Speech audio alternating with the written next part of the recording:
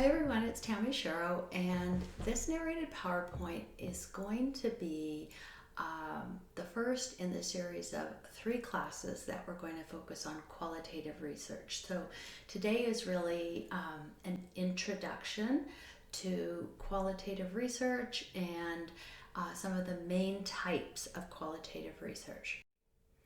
So the objectives for this session is that you will be able to describe qualitative or the naturalistic paradigm and identify like the main goals, values, and beliefs of qualitative research.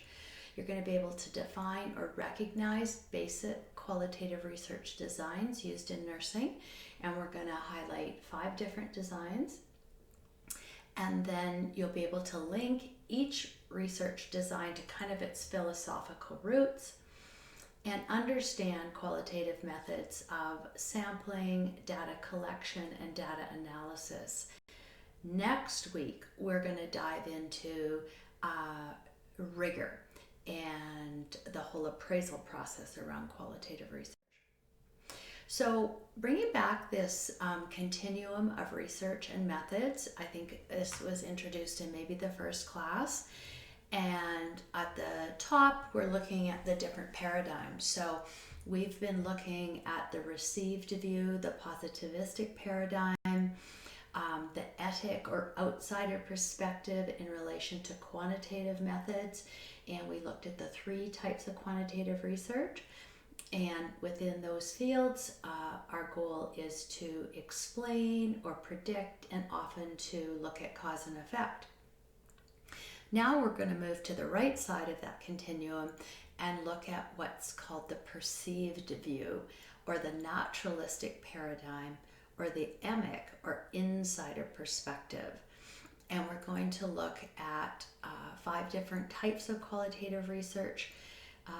Some types that really begin to just do a very beginning exploration of a phenomena or a concept, to describing that concept in more detail, and then often to generate a theory, which then might go on to be tested in a quantitative research study. So in relation to research approaches, it does depend on your beliefs, the researcher's beliefs. So we're going to look at the left side here first. So if the researcher's beliefs are that humans are biopsychosocial beings, that truth is an objective reality, and that can be experienced with the senses, and it can be measured by the researcher. So I'm going to relate back to the kangaroo mother care quantitative research study we looked at. And example of a quantitative focus question from that study was, what are the effects of kangaroo mother care on the physiological functions of preterm infants? So we measured those, if you remember, oxygen saturation, heart rate, weight, some of those things, and maternal infant attachment, maternal stress, which we measured with reliable and valid tools. So the research approach in that study and this domain or this paradigm is quantitative, and we use that very deductive approach.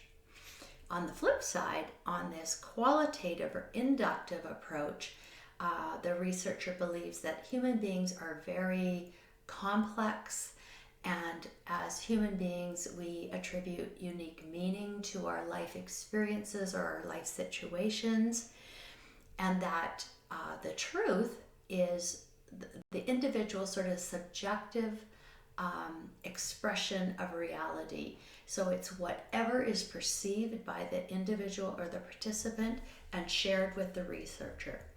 And so there's been a number of qualitative studies done on kangaroo mother care as well. And one of them was a study where the question was, what is the maternal experience of providing kangaroo mother care to your preterm infant? So quite a different approach, different paradigm, different sort of foundational research or beliefs. So, example of qualitative data that we might see, the question for the qualitative study on kangaroo mother care was, what was your experience of providing kangaroo mother care during your infant's stay in the neonatal intensive care unit? And they basically gathered their data through interviews with the parents post-discharge, not while they were in the NICU. And so a couple of the quotes or the data that was collected is on the right side here. So, the moment she placed him on my chest, I felt this warm sense all over my heart, and then I couldn't leave him. I just wanted to sit there forever. I believe it has been very good for her. She feels very secure, she's very calm, so I believe it has had an impact on her, meaning her baby. The closeness of kangaroo mother care you feel immediately. It's really important for both him and us. So speaking to the benefits to both parent, mother, father, and baby. So you can see the nature of the data is very different than quantitative. They're speaking about their lived experience, about what that experience meant to them, and then ultimately, as nurses, we look at that and think, okay, how can we better facilitate kangaroo mother care if this is so important to parents, both mothers and fathers? So qualitative research uses inductive reasoning, and inductive reasoning reasoning in general is the processing and organizing of ideas in order to reach conclusions. And inductive reasoning moves from that specific to the general, flip side of deductive reasoning. And so particular instances or experiences are observed and then eventually combined into a general statement or theory. So on the right side is this little diagram of the difference between deduction and induction. So with induction, it's like Sherlock Holmes, whereas deduction is like Aristotle, starting with a theory, creating a hypothesis, gathering data, and confirming. With Sherlock Holmes, he just begins by observing things happening. That might be through physical observation, it could be through interviewing, focus groups, all those types of different data gathering tools.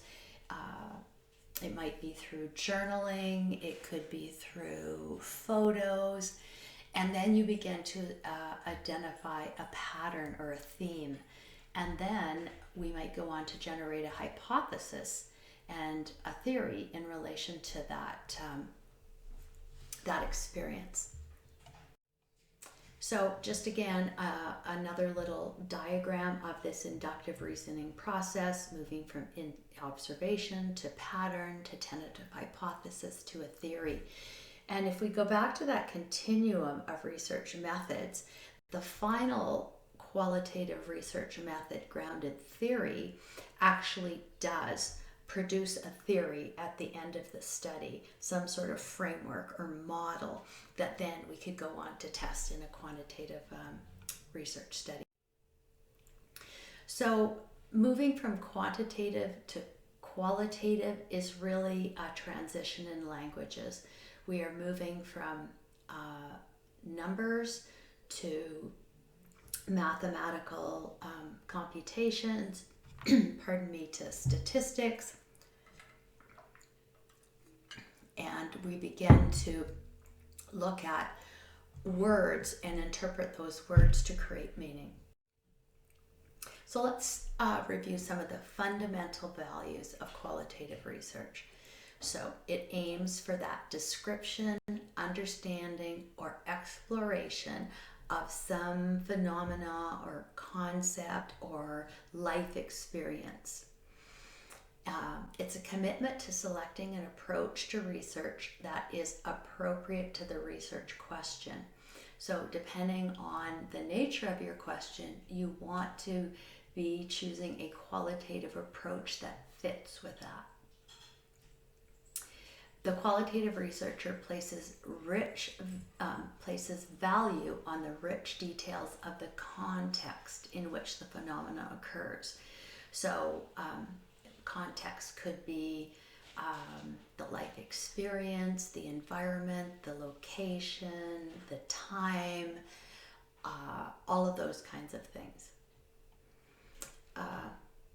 The qualitative researcher also believes that multiple realities can exist. So you might set out to study something, some particular phenomenon, and find out that there is no one experience, that every individual has a very different experience.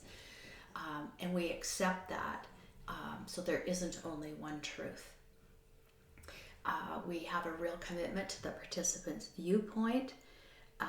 We value their subjectivism, their individual experience, and often you will see participants' quotes, or sometimes called exemplars, used as evidence to back up the researcher's sort of themes and patterns that they come up with. We acknowledge the researcher's participation. So often when we looked at that continuum, we talked about the outsider perspective, insider perspective. With qualitative, the researcher is often intimately involved in the study. They may be the one actually interviewing the participants. They're involved in the data analysis and data gathering. And then the findings of qualitative research are presented in some sort of literary style, rich with these expressions and descriptions of the participants' experiences. So often the themes that come out of the exploration are backed up with participants' quotes and exemplars, as I previously mentioned. So when we look at defining qualitative research, I have three different definitions here from different academic sources. So the first one, that defining qualitative research is concerned with generating an understanding of how the social world is interpreted, understood, experienced. The second one is that researchers use qualitative approaches to explore behavior, perspectives, feelings, values, experiences of people and what lies at the core of their lives. And then the third one, qualitative researchers gain an in-depth understanding of life as it unfolds in a natural setting without manipulating it.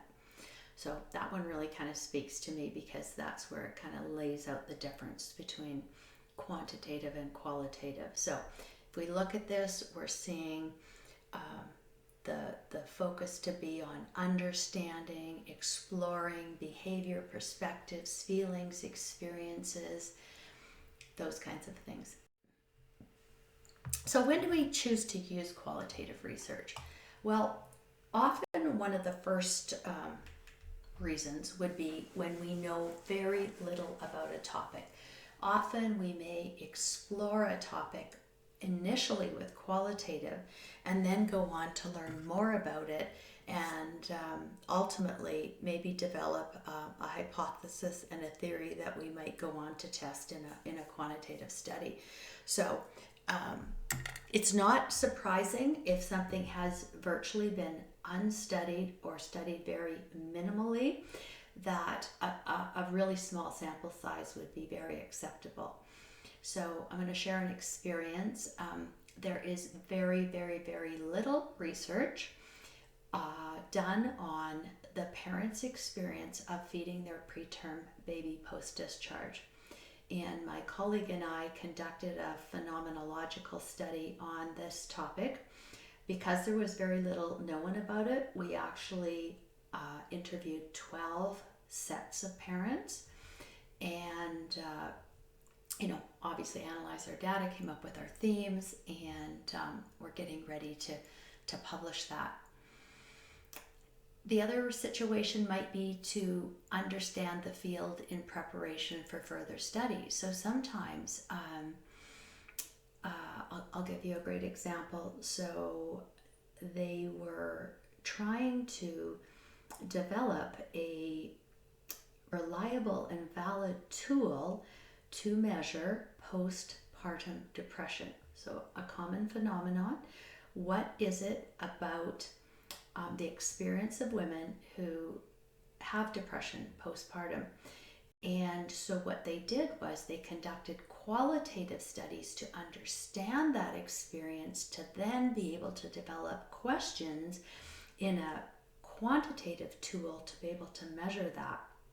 So women shared that they could barely get themselves out of bed in the morning. They were constantly exhausted. They would find themselves crying for no apparent reason, etc., etc. And so then they develop questions around that. Do you have difficulty getting out of bed in the morning? Have you ever considered harming yourself? And it's a quantitative tool. You tally it up, they get a score, and you decide as a nurse how severe their postpartum depression is and what you need to do about it. And so sometimes we also combine qualitative with quantitative studies, and that's mixed methods, and we're going to look at that after we finish our 3 qual classes. So the purpose of these 3 cylinders is to have you kind of gain an understanding of triangulation. So triangulation is when we use multiple sources to help validate the information or data that we gather. So you're interviewing mothers about the experience of kangaroo mother care, but you also decide that it might be helpful to just sit back off to the side and observe this experience that the mother and the baby are having. So that kind of data might help to validate the data that you get through interviews. And so it might be using multiple methods within a study. It could be using a broad, diverse team of researchers. It could be using multiple data collection strategies or multiple theories. And so it's the same thing you're looking at. It's the same cylinder, but triangulation helps you see that cylinder from different perspectives.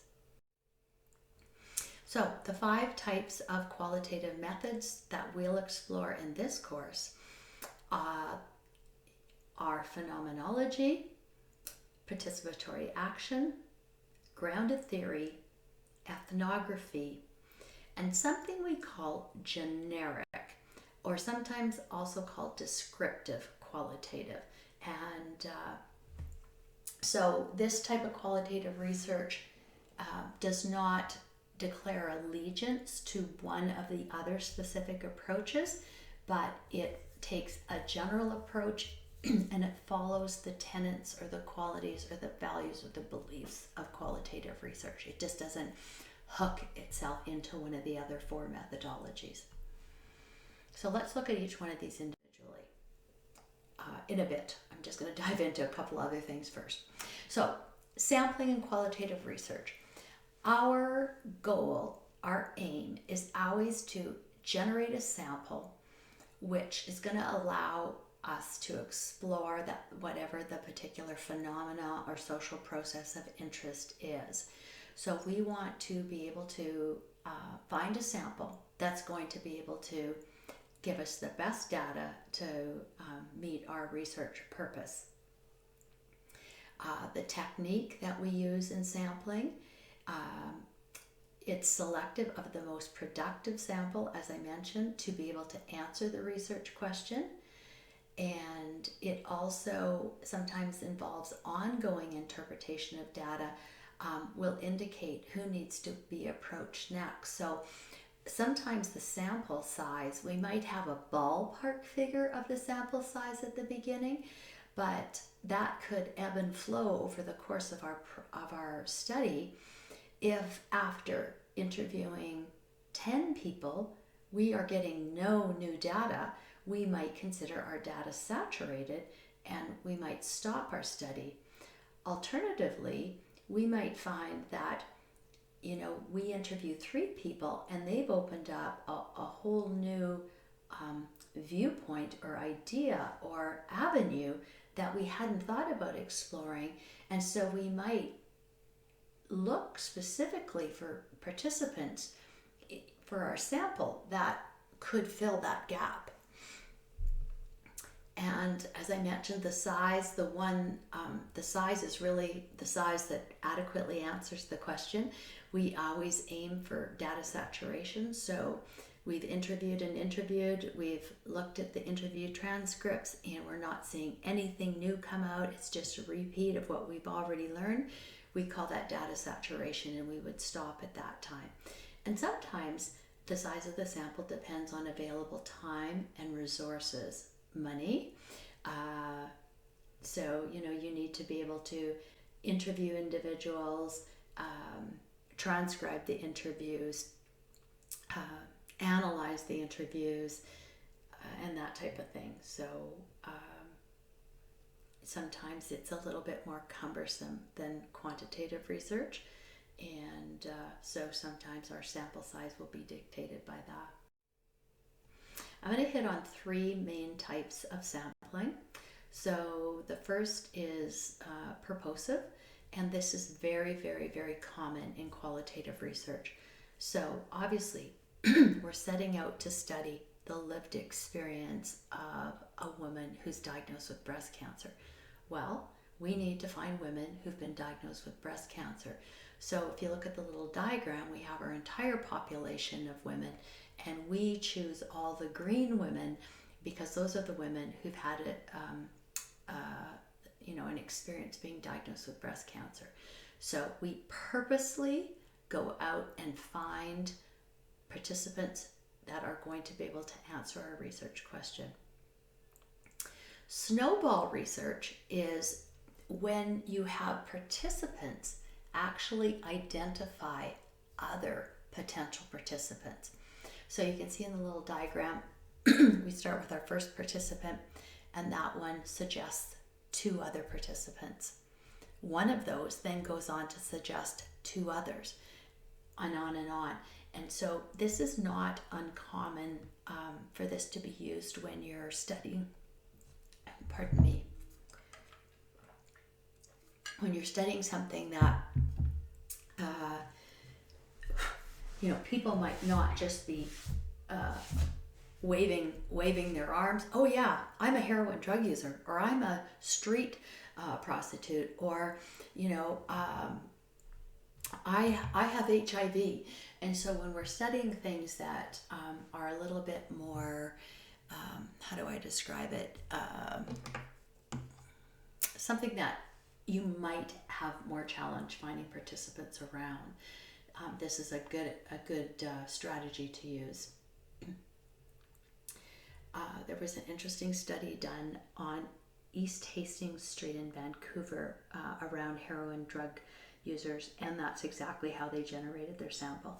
They found their first heroin drug user who lived on the street, and they suggested other people that could be interviewed. The third method is convenience, which we use in quantitative research as well. But depending on what we're studying, we might just take whatever sample is convenient. So maybe you're studying something at Mount Royal University and you're interested in quality of life of students at Mount Royal. Let's say particularly nursing students. What is it like to be a nursing student at Mount Royal University?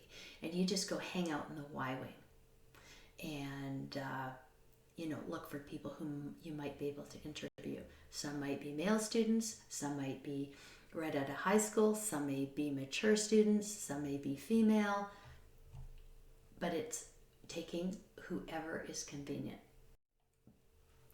So data collection in qualitative research, interviews is certainly the most common.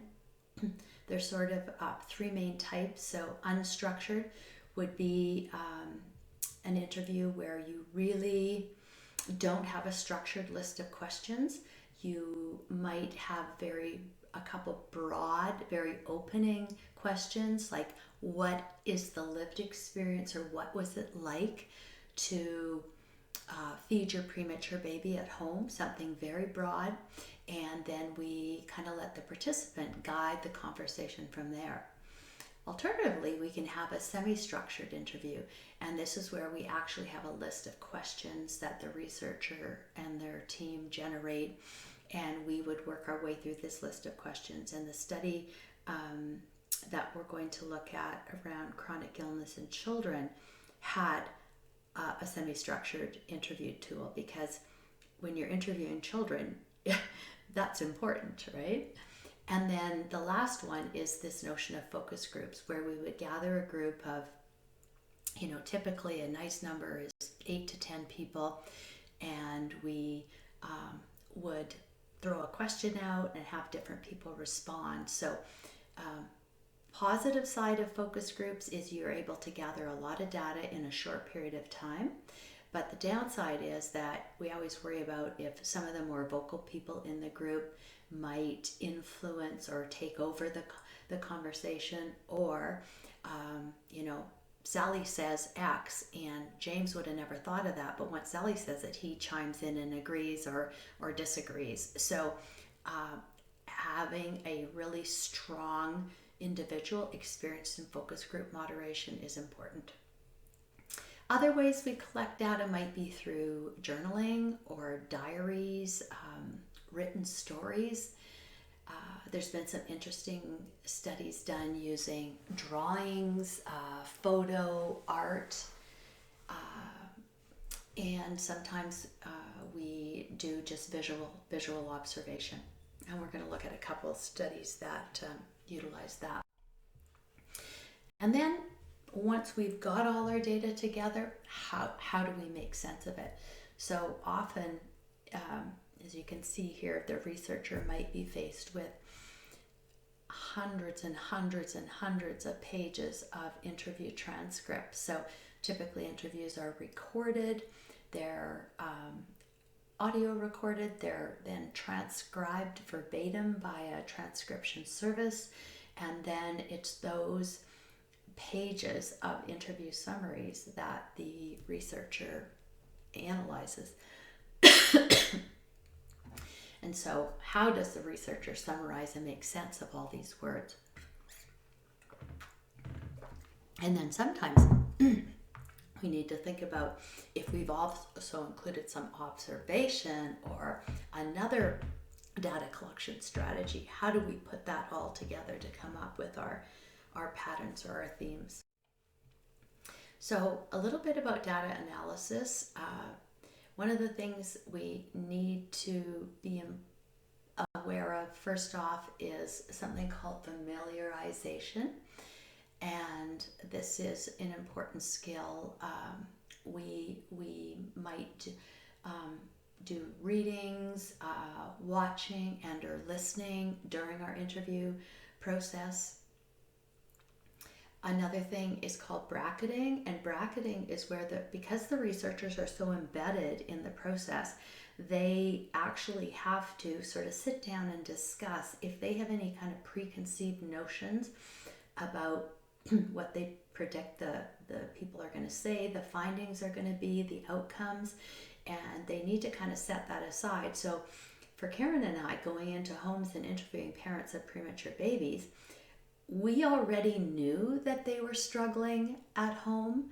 Preemies have a lot of feeding issues, growth issues, but we had to kind of set that aside. And so when we asked our questions, we didn't kind of, set the parents up to only talk about the problems. The third thing is this notion of transcription of recorded material. This is critical to rigor in qualitative research that, as I previously mentioned, audio recorded, transcribed verbatim.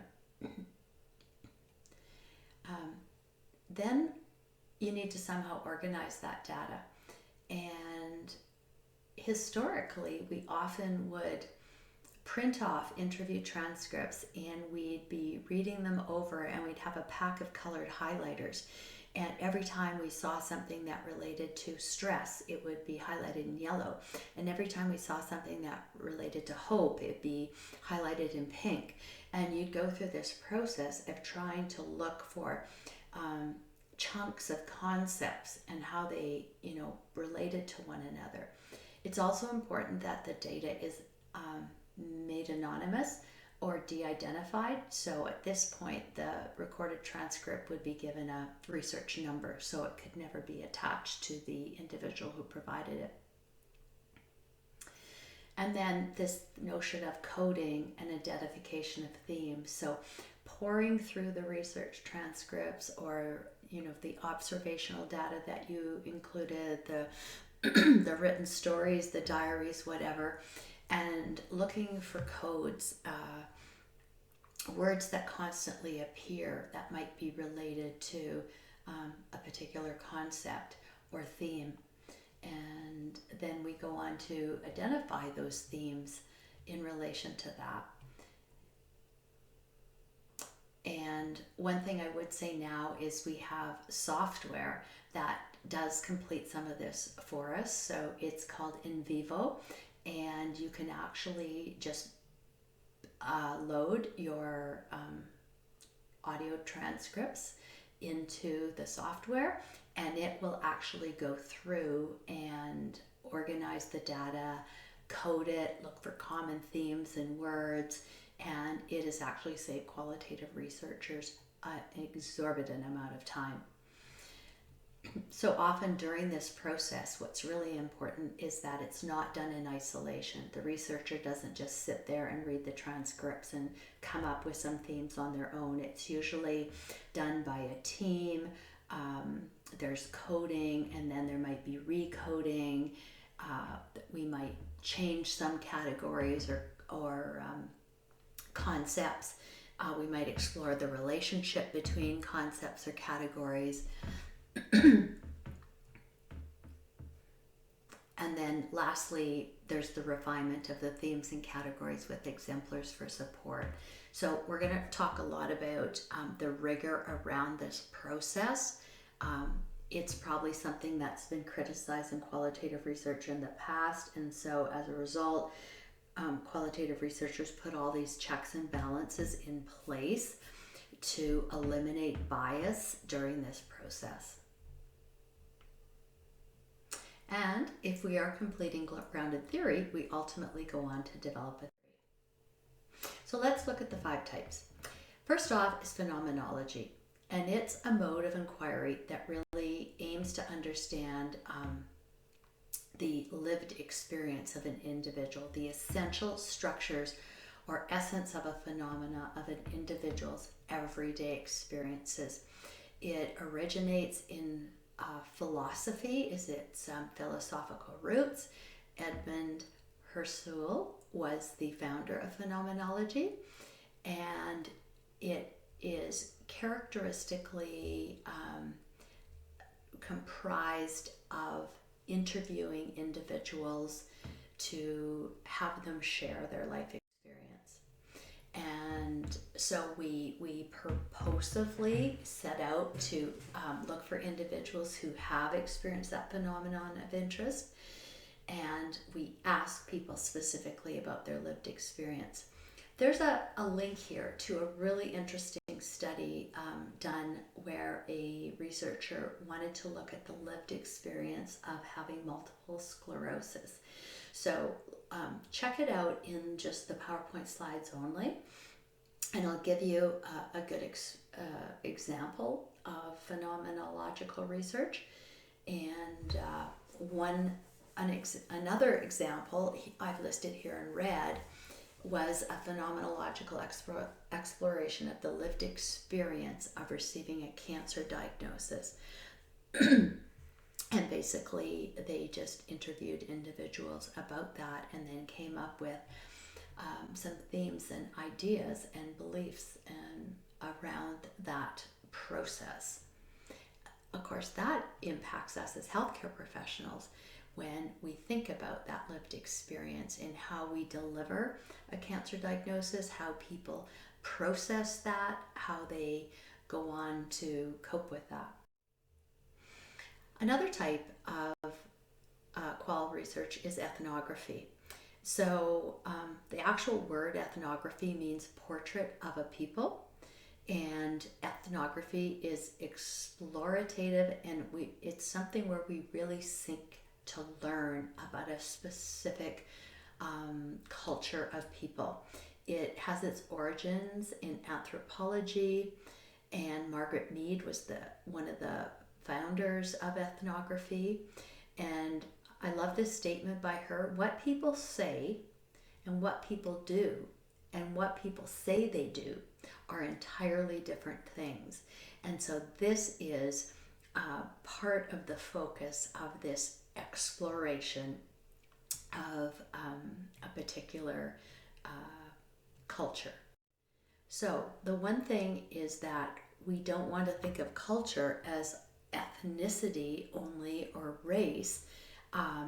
Culture could be a group of African women living in a compound in Ethiopia, or it could be the culture and lived experience of a group of nursing students at Mount Royal University. So the research method is designed to explore cultural patterns of behavior, so the social interactions and associated meanings for those individual groups or communities. So how does the researcher sample the culture of interest? How do we access that? Well, this is an important piece of gaining access, how we go about that. A lot of times we gather data through interviews. We might do something called participant observation. So we actually become embedded in the culture and we're able to observe as a participant. And one of the things that ethnographic researchers do is they do field notes. So they're out there in their observational role, and they're keeping really good field notes so that they can later reflect on that experience and what it means for that culture of interest. So I have a link to an example here. It's called Next Door But Invisible: The World of Homelessness and Addiction. This is a researcher who's committed a huge part of his career to looking at the world of homelessness and addiction. And this is the gentleman who conducted a lot of his research on East Hastings Street in Vancouver with heroin addicts. It really provides an interesting example of ethnographic research. Another one is a really interesting article called Tensions in Teamwork in Nursing and Midwifery Relationships. And here they interviewed nurses and midwives as well as observed them in practice working together as to support women in labor. And the end result of the study was that there was a lot of teamwork, but there was also tensions within their diverse roles. So grounded theory is the next one we're going to look at, and it's an approach for developing a theory. So when we look at that continuum, we're moving closer to the quantitative domain here. We're still doing qualitative research, but our ultimate goal is to develop a theory that is grounded in data and systematically gathered and analyzed. And so Strauss and Corbin were the originators of grounded theory, and it has a sociological background. So this little diagram here shows the basic research process and how that research process might be different in grounded theory. So grounded theory is a research methodology in which data regarding some central phenomena is collected, systematically coded, conceptualized, categorized, and then ultimately developed into a theory. We often don't do the literature review before data collection. Literature review, if conducted, serves just to add to the data, to add clarity to it. And data collection is often the first step in the process. And then ultimately, a theory is developed from the coding, conceptualization, and categorization. And so when you're looking at an article, if it is indeed grounded theory, they might identify it as such. You want to see that ultimate development of the theory at the end of the article. And that theory could be a model or a framework. One of the articles we're going to look at next week was a grounded theory study where they ultimately developed a framework or a model or a theory within the study. So grounded means we're moving beyond description or exploration of this phenomena. So we've moved beyond that, we've done that, but now we've developed this framework or theory.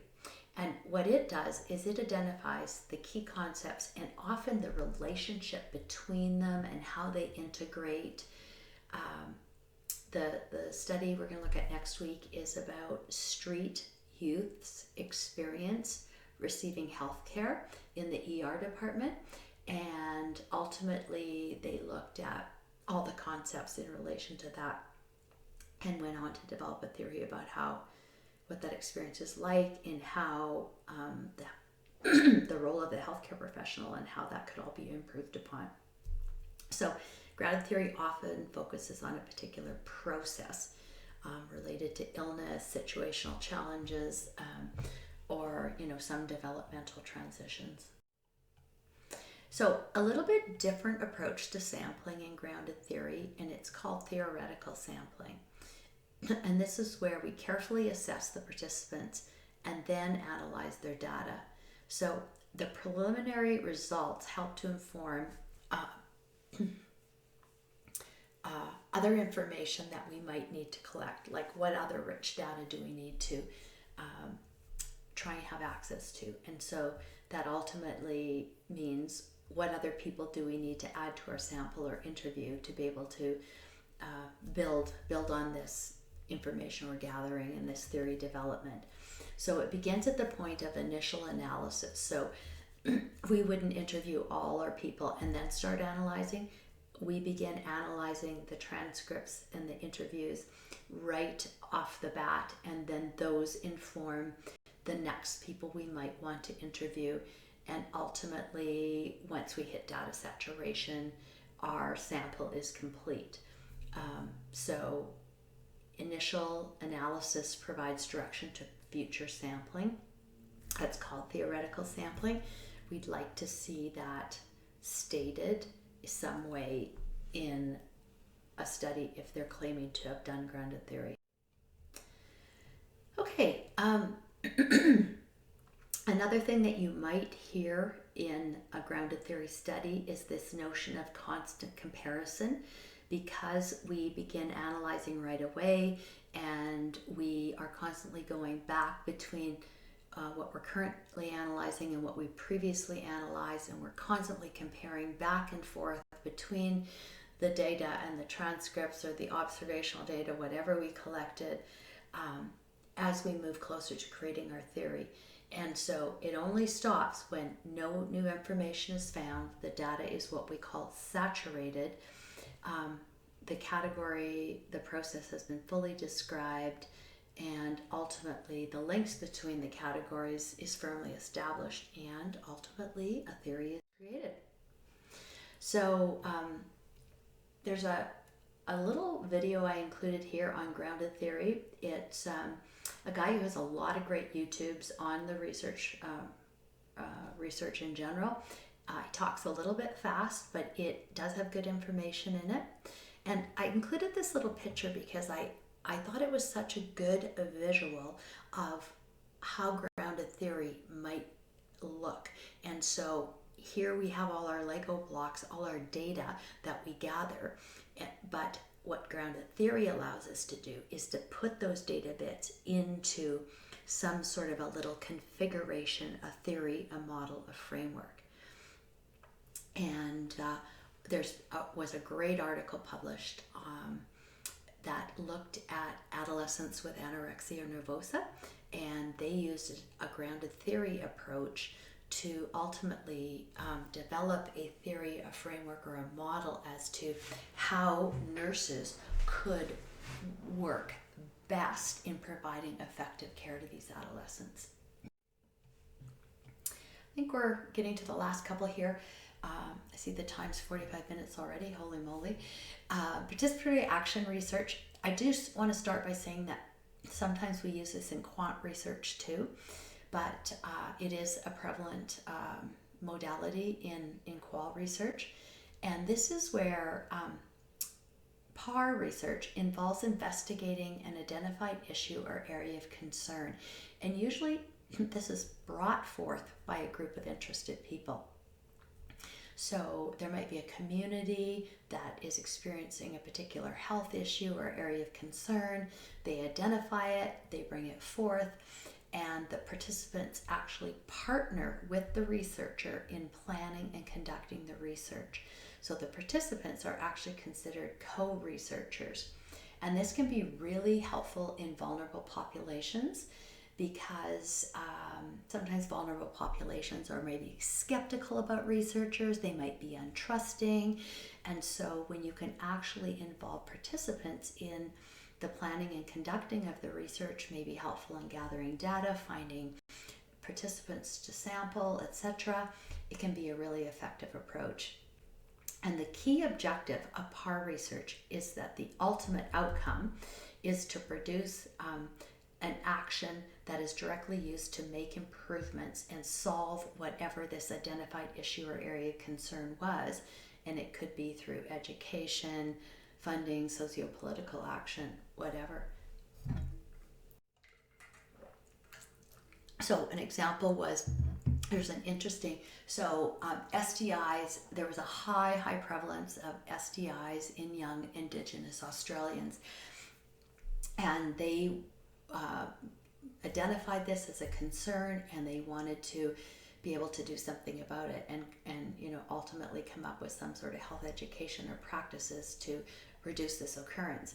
And so some of the young Indigenous Australians actually participated in the study by doing some of the interviews, were involved in the planning, the data analysis, and ultimately then what health approaches we would use to fix this problem. The last one I'm going to talk about is descriptive or generic qualitative. So I kind of mentioned it previously because it doesn't really fit with any particular methodology, but it follows the approach, the values, and the beliefs of qualitative research. It's often described as descriptive qualitative, and that's exactly the type of study we're going to look at with children with chronic illness. It doesn't make it bad research, but sometimes it just doesn't fit with a particular methodology, and it is an approach that I'm seeing more and more. Okay, so did we meet our objectives? I think we've covered everything that we set out at the beginning. Thank you so much for listening.